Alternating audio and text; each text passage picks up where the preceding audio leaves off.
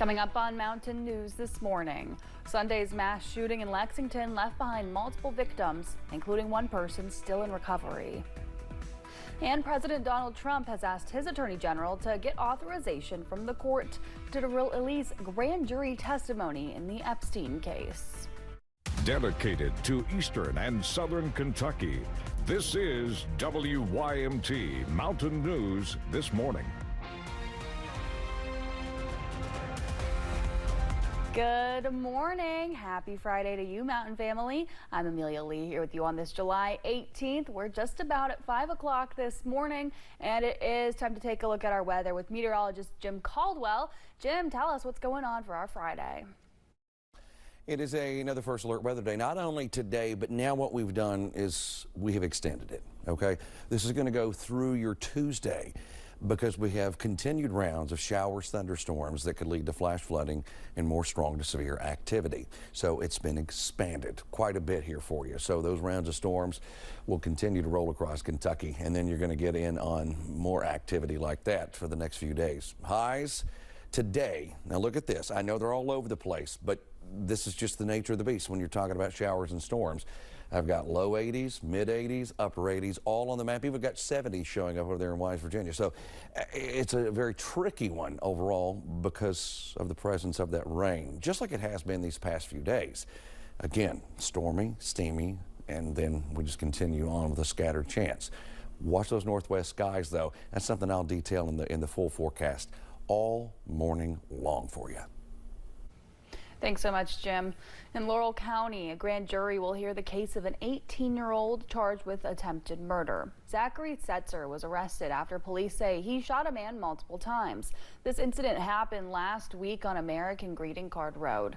The victim and Setzer reportedly got into a disagreement. A court hearing for Setzer was scheduled for August 15th. He's in the Laurel County Correctional Center on a $100,000 bond. A Lee County, Virginia woman was sentenced to 12 years in prison for meth and fentanyl distribution. According to the Commonwealth's attorney, Amanda Schuler distributed and conspired to distribute meth and fentanyl between July 21st and September 27th of last year. Sunday's mass shooting in Lexington left behind multiple victims, including G. Randy Combs. He's still in the hospital recovering, while also grieving the loss of his wife, Christina Combs. She and her mother, Beverly Gum, died at Richmond Road Baptist Church. Madison Carmouche talked to family members about how they're trying to move forward. On Sunday, they woke up, got their children ready, and went to church, not thinking that something like this was going to happen. Randy Combs is recovering after suffering from multiple gunshot wounds to the face. He was at his family church, Richmond Road Baptist, when he was shot and his wife of 15 years was killed. Combs' family says his own injuries are not the worst of his challenges. He and his wife shared 5 children who are now in mourning. My cousin Randy has a very long road ahead of him, and he is now responsible for 5 children that have needs every single day. Combs is still in the hospital and cannot talk or breathe on his own because of his wounds, but his family has been by his side every step of the way, including his children who visit daily. She's broke down crying because she didn't want to leave her dad. You know, I get it. You know, you see your mom get shot and the only person you have left is your dad. Combs' aunt, Heather Combs, says their family has come together to make sure the children feel supported in this difficult time. She says Combs is in the best spirits considering what he's gone through and what is yet to come in his recovery. I hope and pray that he's able to come out of this and live a somewhat normal life, even though we know that this is something that he and his children are going to think about every single day. The family says they pray no other families will have to go through an act of violence like this. In Lexington, Madison Carmouche, WKYT. The family does have fundraisers in place for the couple's children and for Combs' recovery. Well, Kentucky's unemployment rate fell to less than 5% last month. That's according to the Kentucky Education and Labor Cabinet. The unemployment rate was 4.9% in June. Their May report found the unemployment rate was 5% flat. Nationwide, the unemployment rate dropped to 4.1%. Kentucky Governor Andy Beshear appeared in the grandstand of South Carolina Thursday. He was speaking at the Georgetown County Democratic Party dinner held at the Litchfield Country Club. As the governor of a state that President Donald Trump won, Beshear spoke on his work in the rural areas of Kentucky and how Democrats can find victory in red states or states led by Republicans by focusing on the issues that affect the everyday lives of Americans. The Democratic Party definitely has a job to do to re-earn the faith of the American people. We can't be running after every outrage of the day. The most important thing we can do is be laser focused on people's jobs, their next doctor's appointment, the roads and bridges they drive, the school they drop their kids off at, and whether they feel safe in their community. That's the way we earn back the faith of those people who are down on the party. Beshear's visit comes as other prominent Democrats visit the state. California Governor Gavin Newsom came last week. These visits are driving speculation that the pair are testing the waters to run for president in 2028. Attorney General Russell Coleman filed a lawsuit against Chinese shopping platform Teemo for stealing Kentuckians' data and counterfeiting some of Kentucky's most iconic brands.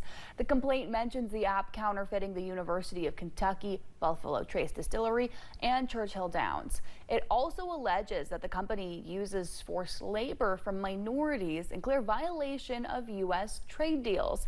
Teemo is owned by a multi-billion-dollar Chinese company whose first retail app was eventually banned from the U.S. app stores for being malware.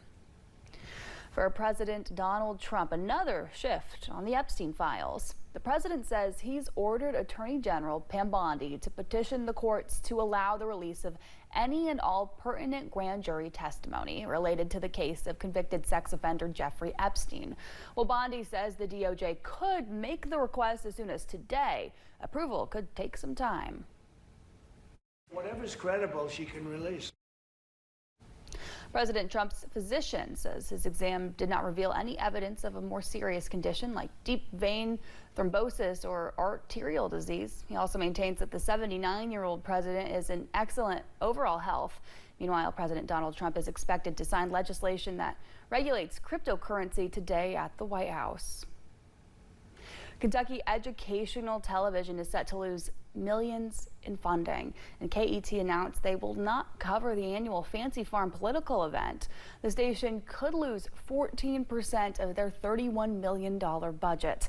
That's more than $4.3 million. Todd Piccarelli, KET's senior marketing director, says they've done everything they could to explain the impact on the 2 million Kentuckians they serve weekly, like educators and first responders, as they're the state's primary source for emergency alerting. Getting those emergency alerts out, letting people know what's happening so that they can make the necessary preparations is hugely important.